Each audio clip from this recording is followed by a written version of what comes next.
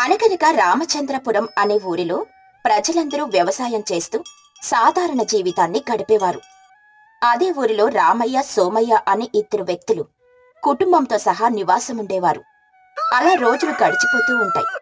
అలా ఒకరోజు సోమయ్య ఇంటి బయట కూర్చుని ఉండగా సుబ్బారావు అనే వ్యక్తి వేరే ఊరు నుండొచ్చి సోమయ్య దగ్గర ఇలా అంటాడు. అయ్యా, ఈ ఊళ్ళో రామయ్య గారంటే ఎవరయ్యా? ఆయన ఇంటి చిరునామా నాకు కాస్త సెలవివ్వండి అయ్యా. ఆయన మీరెవరు? ఇంతకీ రామయ్యతో పని మీకేముంది? ఆయన చాలా మంచివారట. ఈ ఊరు చుట్టుపక్కల ఉన్న ఊర్లన్నిటికీ ఎవరికి ఏ అవసరం వచ్చినా ధర్మాలు చేస్తూ ఉంటారట. కావున అలాంటి ఆయనను నేను కలిసి ఆయనతో కాసేపు మాట్లాడి, అలాగే ఆయన ఇలా ధర్మాలు చేయడానికి గల కారణం ఏమిటో తెలుసుకోవాలని అడుగుతున్నాను. అలాగే ఆయన పేరుని ధర్మదాత అని మా వార్తాపత్రికలలో ప్రకటన చేయడానికని, అనుమతి అడగడానికని వచ్చాను. ఆ మాటలు విన్న సోమయ్యకి మనసులో రామయ్యపై ఉన్న అసూయతో ఇలా అంటాడు. ఓసే, మాత్రం దానికి ఆయన పేరు వార్తాపత్రికల్లో వేసేస్తారా? ఆయనే మా సొంతంగా కష్టపడిన డబ్బు దాన ధర్మాలు చేయట్లేదు. ఆయన తాత ముత్తాతల నుండి సంపాదించిన డబ్బుని ఆయన తేరగా ఖర్చు పెడుతున్నాడు అంతే అని రామయ్యని అవమానిస్తూ మాట్లాడతాడు. అప్పుడు సుబ్బారావు ఇలా అంటాడు. చూడండి, మీరెవరో నాకు తెలీదు. మీకు ఆయనను పొగడం ఇష్టం లేకపోతే మానేయండి. అంతేకాని ఇలాంటి ధర్మదాతని మాత్రం అవమానించకండి. చాలా పెద్ద తప్పు అని చెప్పి అక్కడి నుండి వెళ్లిపోతాడు.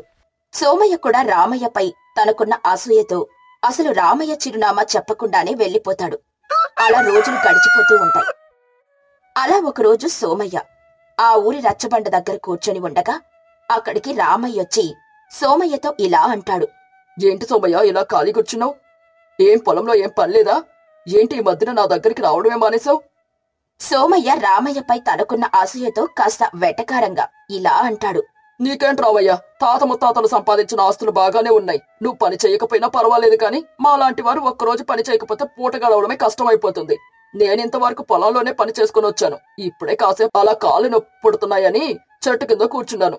నేను పొద్దుటుండి సాయంత్రం వరకు పొలంలో పని చేస్తేనే సరిపోతుంది. ఇంకా నీ దగ్గరికి రావడానికి తీరికెక్కడుంది అని కాస్త నీరసంగా చెబుతాడు. అప్పుడు రామయ్య ఇలా అంటాడు. ఓహో, అలాగా. సరే అయితే ఇంకేంటి విశేషాలు? నీ కూతురు కొడుకు బాగున్నారా? వాళ్ళిప్పుడు ఎక్కడున్నారు, ఎలా ఉన్నారు? ఏం బాగాలేదు రామయ్య. మాలాంటి పేదవాళ్ల పిల్లలు ఏదో అలా ఉన్నారంటే ఉన్నారు, తిన్నారంటే తిన్నారు అన్నట్టుగా బతికేస్తారు. అయినా మీలాంటి పెద్దవాళ్ళు పిల్లలకు జరిగినవన్నీ ముద్దలు ముచ్చట్లు మాలాంటి పేద పిల్లలకు జరగవుగా అని మరల రామయ్యపై అసూయ మాటలు మాట్లాడతాడు. అప్పుడు రామయ్య ఇలా అంటాడు. అలా ఏం కాదు. మన నోరు మంచిదైతే ఊరు మంచిదవుతుంది. అలాగే మన మనసు మంచిదైతే ఆ దేవుడు మనకి అన్ని మంచే చేస్తాడు అని చాలా సౌమ్యంగా మాట్లాడతాడు. నీకేంటి, నీ కూతురు కొడుకు పెళ్లిళ్ళైపోయాయి. వారి జీవితాలు వాళ్ళు హాయిగా సాఫీగా బతుకుతున్నారు. ఇంకా నీకేం లోటు? నువ్వు అలానే మాట్లాడతావు. నువ్వు చెప్పినట్టే నాకు ఏ లోటు లేదు. నా పిల్లలకు పెళ్లిళ్ళైపోయాయి. వాళ్ళు హాయిగా జీవనం సాగిస్తున్నారు కాబట్టి నేను మిగతా జీవితాన్ని దేవుడి సేవ చేస్తూ బతకాలని అనుకుంటున్నాను. దానికి ఏదైనా మార్గం దొరకపోదా అని చాలా రోజుల నుండి ఆశగా వెతుకుతున్నాను. ఆ మాట విన్న సోమయ్య కాస్త ఆతృతగా ఇలా అంటాడు. ఓహో, అలాగా రామయ్య, నీకు దేవుడు సేవ చేయాలని అంత ఆశగా ఉందా? అలా అయితే నా దగ్గర ఒక ఆలోచన ఉంది. దాన్ని నువ్వు పాటిస్తే నీకు ఖచ్చితంగా మోక్షం ప్రాప్తిస్తుంది. తన మనసులో దేవుడి సేవ అని వీడి బలహీనతను అవకాశంగా మార్చుకుని శాశ్వతంగా ఈ ఊరికే దూరం చేసేయాలి. అవునా? అలాగా. నువ్వు చెప్పబోయే ఆలోచన ఏంటి చెప్పు. మరే లేదు రామయ్య, మన ఊరి కుడివైపు అడవి ఉంది కదా, దాని గుండా నువ్వు నడుచుకుంటూ వెళ్తే నీకు మార్గ మధ్యంలో ఒక పెద్ద గుడి కనిపిస్తుంది. ఆ గుడి దగ్గర ఉన్న మర్రి చెట్టు కింద నువ్వు 15 రోజులు రాత్రి పగలు తేడా లేకుండా ధ్యానం చేస్తే నీకు దేవుడు ప్రత్యక్షమై నువ్వు కళ్ళరా ఆ దేవుణ్ణి చూసుకునే మార్గం దొరుకుతుంది. మా బంధువుల్లో ఒకరు ఇలా చేస్తే మోక్ష మార్గం పొందారు. ఓహో, అలాగా. చాలా ధన్యవాదాలు సోమయ్య. నేను మోక్షాన్ని పొందే మార్గాన్ని నాకు చూపించినందుకు నీకు చాలా కృతజ్ఞతలు. అయినా నువ్వు కూడా నాతో పాటే రావచ్చు కదా, నీకు కూడా దేవుని చూసే భాగ్యం కలుగుతుంది. వీడంటే నన్ను కూడా వాడితో పాటు రమ్మంటున్నాడు. వీడు అడవిలో 15 రోజులుంటే వీడిని ఏపులో సింహమో వచ్చి తినేస్తే వీడి పీడ విరగడైపోతుంది. అలాగే ఊర్లో పడి పొగడ్తలు కూడా వినాల్సిన కర్మ నాకుండదు. వీడి ఆస్తంతా నేను స్నేహితుడు అని ఒక కారణం చెప్పుకుని నేనే అనుభవించొచ్చు అని తన మనసులో అనుకుని, అయినా నాకు అప్పుడు దేవుని సేవ భాగ్యం వద్దులే రామయ్య. నాకింకా నా కూతురు కొడుకు పెళ్లి చేయాలి కదా, చాలా బాధ్యతలు నాపై ఉన్నాయి అని కళ్ళపుల్లి కబుర్లు చెప్పి అక్కడి నుండి తప్పించుకుని వెళ్లిపోతాడు. సోమయ్య మాట నిజమని నమ్మి రామయ్య నిజంగాని దేవుడు అడవిలో ఉన్నాడని నమ్మి అడవిలోకి వెళ్లడానికని సిద్ధపడిపోతాడు. అలా రోజులు గడిచిపోతూ ఉంటాయి. రామయ్య ఒకరోజు పొద్దున్నే అడవిలోకి ధ్యానం చేయడానికని, ధ్యానం చేస్తే దేవుడు ప్రత్యక్షమవుతాడని నమ్మి వెళ్లిపోతాడు. అలా 15 రోజులు గడిచిపోతాయి. అయినా సరే రామయ్య మాత్రం తిరిగి ఊరికి రాడు. అలా ఒకరోజు సోమయ్య రామయ్య ఇంటికి వెళ్లి అతని భార్య మంగమ్మతో ఇలా అంటాడు. అమ్మ చెల్లమ్మ, రామయ్య ఇంటి ఇంకా రాలేదా? రామయ్య వెళ్లి దాదాపుగా 16 రోజులైపోతుంది, ఇంకా తిరిగి రాలేదంటే కొంపదీసి అడవిలో జరగరాంది ఏదైనా జరిగిందో ఏంటో అని కాస్త అనుమానంగా మాట్లాడుతాడు. అప్పుడు మంగమ్మ ఇలా అంటుంది. అదేంటన్నయ్య అలా మాట్లాడుతున్నావు? జరగరాందేదైనా జరగడం అంటే అసలేం జరుగుతుంది? అదే చెల్లమ్మ, అడవిలో అసలే పులులు సింహాలు చాలా ఎక్కువగా తిరుగుతున్నాయి. ఇలాంటి సమయంలో ఈ రామయ్య ఒంటరిగా వెళ్లాడు. రామయ్య ధ్యానంలో ఉండే సమయంలో ఆ క్రూర మృగాలు రామయ్యని ఏదైనా చేసి ఉంటాయేమోనని నా అనుమానం. అందుకే ఇన్ని రోజులైనా వాడు ఇంటికి తిరిగి రాలేదు. ఆ మాట విన్న మంగమ్మ లబోదీబోమని గుండెలు బాదుకుంటూ తన భర్త చనిపోయాడేమోనని ఆలోచించుకుని వెక్కి వెక్కి ఏడుస్తుంది. ఇంతలో అక్కడికి రామయ్య వస్తాడు. అది చూసి సోమయ్య గుండె గుబేలమంటుంది. అలా సోమయ్య ఆశ్చర్యంగా రామయ్య వైపు చూస్తాడు. అప్పుడు రామయ్య సోమయ్యతో ఇలా అంటాడు. సోమయ్య, నీకు చాలా కృతజ్ఞతలు. నువ్వు చెప్పినట్టుగానే నేను అడవిలోకి వెళ్ళానా? ఆ అడవిలో నిజంగానే దేవుడు ప్రత్యక్షంగా నాకేం కావాలో కోరుకోమన్నాడు. అలాగే నేను కోరుకున్న వజ్రాల వైద్యురాలు కూడా కొద్ది రోజుల్లోనే నాకు వస్తాయని చెప్పాడు. నీ వల్ల నాకు దేవుడికి కళ్ళరా చూసే భాగ్యం కలిగింది. అలాగే నాకు వజ్ర వైద్యురాలు కూడా లభించాయి అని సోమయ్యని పొగుడుతూ ఉంటాడు. అసలు సోమయ్యకి ఏం జరుగుతుందో అర్థం కాక వింతగా చూస్తూ ఇలా అంటాడు. రామయ్య, నిజంగానే నువ్వు దేవుణ్ణి చూసావా? ఆ దేవుడు నీకు వజ్ర వైద్యురాలు త్వరలో ఇస్తానని చెప్పాడా? నువ్వు చెప్పిందంతా నిజమేనా? అవును సోమయ్య, నేను చెప్పేదంతా అక్షర సత్యం. అలా అడవిలోకి వెళ్తే దేవుడు కనిపిస్తాడని నువ్వు చెప్పడం వల్లే నేను వెళ్ళాను. నీ వల్ల ఇదంతా జరిగింది అని సోమయ్యని పొగిడి అక్కడి నుండి వెళ్లిపోతాడు. సోమయ్య మాత్రం తనకున్న అసూయ గుణంతో ఇలా అనుకుంటాడు. అయినా ఇలా జరిగిందంటే ఆ రామయ్యకి ఏ పులో సింహము వచ్చి తినేస్తుంది అనుకున్నాను, కానీ వాడికి దేవుడు ప్రత్యక్షమే వజ్ర వైద్యురాలు ఇస్తానన్నాడనరా. పైగా వాడికి దేవుడు చూసే భాగ్యం కూడా కలిగింది. ఇదంతా నా వల్లే. నేనే వాడికి చెప్పకుండా ఈ అడవిలోకి వెళ్లి ఉంటే బాగుండేది. ఆయన ఇప్పటికీ మించిపోయిందే ఉంది. ఇప్పుడైనా సరే నేను అడవిలోకి వెళ్లి రామయ్యలాగా ధ్యానం చేసి దేవుణ్ణి ప్రత్యక్షం చేసి కోరుకొని నాకు కూడా వజ్ర వైద్యురాలు ఇవ్వమని అడుగుతాను అని అనుకుంటూ అక్కడి నుండి వెళ్లిపోతాడు. చాలా రోజులు గడిచిపోతూ ఉంటాయి. సోమయ్య కూడా దేవుడి కోసం, అతనిచ్చే వజ్ర వైడూర్యాల కోసం అడవిలోకి వెళ్లి ధ్యానం చేయడానికని మర్రి చెట్టు కింద కూర్చుంటాడు. అలా సోమయ్య మర్రి చెట్టు కింద కూర్చొని ఉండగా ఇంతలో పెద్ద పులొచ్చి సోమయ్య ముందు గర్జిస్తూ ఉంటుంది. అప్పుడు సోమయ్య భయంతో పెద్ద పెద్దగా కేకలు వేస్తూ ఉంటాడు. రామయ్య అక్కడికొచ్చి ఆ పెద్ద పులిని తన దగ్గరున్న కత్తితో భయపెట్టి పంపిస్తాడు. అప్పుడు సోమయ్య రామయ్యతో ఇలా అంటాడు. ఏంటి రామయ్య, నేను అడవిలోకి వచ్చానని నీకెలా తెలుసు? అయినా నీ గురించి నాకు తెలియకపోవడం ఏంటి? నువ్వు నీకున్న అసూయ గుణంతో నన్ను ఈ అడవిలోకి పంపి ఈ పులులతో నన్ను చంపించాలని చూసావు. అలాగే నా ఆస్తి కూడా స్వాధీనం చేసుకోవాలని అనుకున్నావు. కానీ నీ ఆలోచన ముందే పసిగట్టి నేనే నాకు ఆ అడవిలో దేవుడు ప్రత్యక్షమే వజ్ర వైద్యురాలు ఇస్తానని చెప్పాడని ఒక కట్టు కథ చెప్పాను. నువ్వు దాన్ని నమ్మి ముందు వెనక ఆలోచించకుండా అడవిలోకి వచ్చేసావు. నేను గాని రావడం ఒక్క క్షణం ఆలస్యపోయి ఉంటే నీ పరిస్థితి ఏంటో ఒకసారి ఆలోచించుకో అని చాలా కోపంగా చెప్పి అక్కడి నుండి వెళ్లిపోతూ ఉండగా సోమయ్య రామయ్యతో ఇలా అంటాడు. రామయ్య, నన్ను క్షమించు. నేను నీ మీద అసూయతో నువ్వు బాగా డబ్బున్నవాడివని, నీకు మంచి పేరొస్తుందని అసూయ ద్వేషంతో నిన్ను ఎలాగైనా దెబ్బ కొట్టాలని ఒక పథకం వేసి ఈ అడవిలోకి పంపించాను. కానీ నువ్వు మాత్రం ఈ పథకాన్ని తిప్పికొట్టి నాకు బుద్ధొచ్చేలాగా చేసావు. నేను నీ మీద అసూయతో నిన్ను దెబ్బ కొట్టాలని చూశాను, కానీ నువ్వు మాత్రం నీ మంచితనంతో నన్ను కాపాడడానికి ఇంత దూరం వచ్చావు అని తాను ఇన్నాళ్లు చేసిన తప్పులకి పశ్చాత్తాపడి రామయ్యని క్షమాపణ కోరుతాడు. అప్పుడు రామయ్య ఇలా అంటాడు. నువ్వు నేను నా కుటుంబం బాగున్నామని, బాగా డబ్బుందని నాలాగా నువ్వు ఉండాలనుకోవడం తప్పులేదు, కానీ నాపై అసూయతో నువ్వు దెబ్బ కొట్టాలని పన్నాగాలు పన్నావు. కానీ ఇప్పుడేమైంది? నువ్వే నేను రావడం క్షణం ఆలస్యం అయ్యుంటే నువ్వు తీసుకున్న గోతిలో నువ్వే పడేవాడివి. ఇప్పటికైనా నీ అసూయ గుణం వదిలి బుద్ధిగా బతుకు అని హితబోధ చేసి అక్కడి నుండి వెళ్లిపోతాడు రామయ్య. అలా సోమయ్య ఇన్నాళ్లు తన అసూయతో ఎంత పెద్ద తప్పు చేశాడో తనకి అర్థమయ్యి తన తప్పు తాను తెలుసుకుంటాడు. అలా సోమయ్య మంచిగా మారి ఆ రోజు నుండి ఎవరిపై అసూయ పడకుండా కష్టపడి తన పని తాను చేసుకుంటూ హాయిగా జీవనం సాగిస్తూ ఉండేవాడు. గోపాలపురం అనే ఒక ఊరిలో చంద్రయ్య అనే ఒక వ్యాపారి ఉండేవాడు. చంద్రయ్యకు ఒకే ఒక కొడుకు, పేరు శేఖర్. చంద్రయ్య తన తెలివితేటలతో చిన్న వ్యాపారాన్ని ఎంతో కష్టపడి పెద్ద వ్యాపారంగా మలిచాడు. చంద్రయ్య తన తర్వాత తన కొడుకు వ్యాపారాన్ని బాగా చూసుకుంటూ ఇంకా విస్తరింప చెయ్యాలనేదే అతని ఆశ. కాని శేఖర్ మాత్రం అవన్నీ పెద్దగా పట్టించుకునేవాడే కాదు. లక్ష్మి, కాసిన్ని మంచినీళ్లు పట్టుకొనిరా. వచ్చేసారా? మీకోసమే ఎదురు చూస్తున్నాను. ఇదిగోండి మంచినీళ్లు, భోజనం పెట్టమంటారా? కాసేపు ఆగి తింటానులే. ఇంతకీ మన పుత్రరత్నం ఏడి? నేను ఈరోజు మన దుకాణానికి వచ్చి వ్యాపారం నేను ఎలా చేస్తున్నానో పరిశీలించమని చెప్పాను. కనీసం అటువైపుగా కూడా రాలేదే.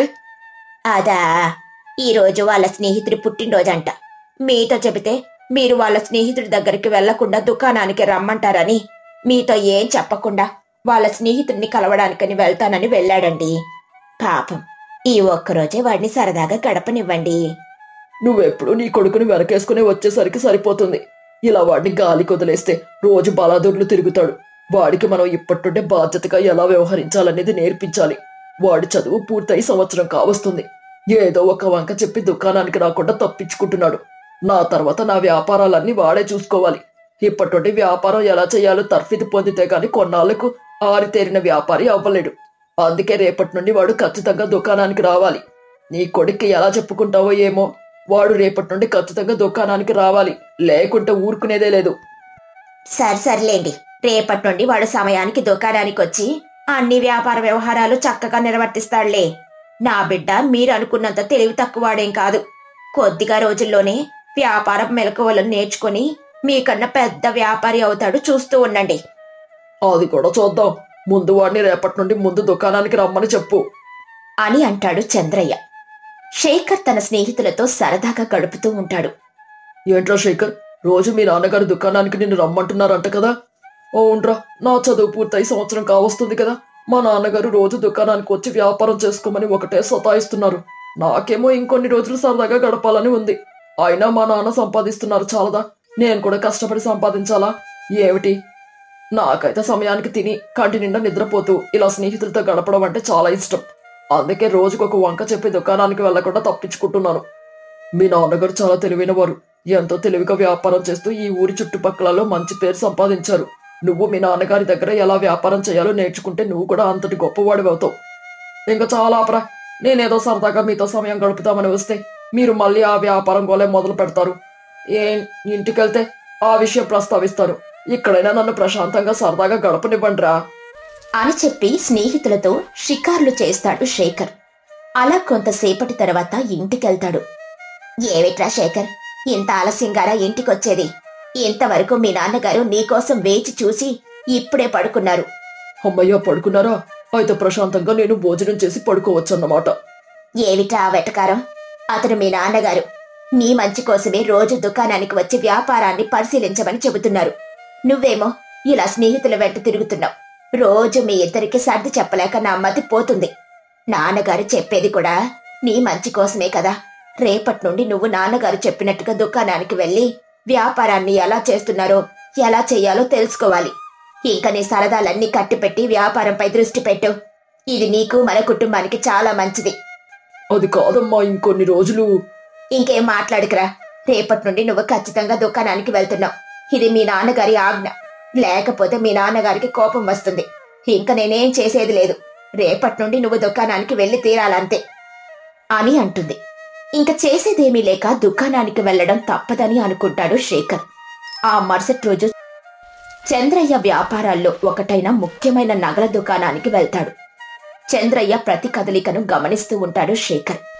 చంద్రయ్య దుకాణానికి నగలు కొనడానికని అదే ఊర్లో ఉంటున్న కాంతం వస్తుంది. నమస్కారం కాంతమ్మ గారు, రండి, వచ్చి కూర్చోండి. చెప్పండి, కొత్త కొత్త రకాలు నగలొచ్చాయి, ఒక్కసారి చూస్తారా?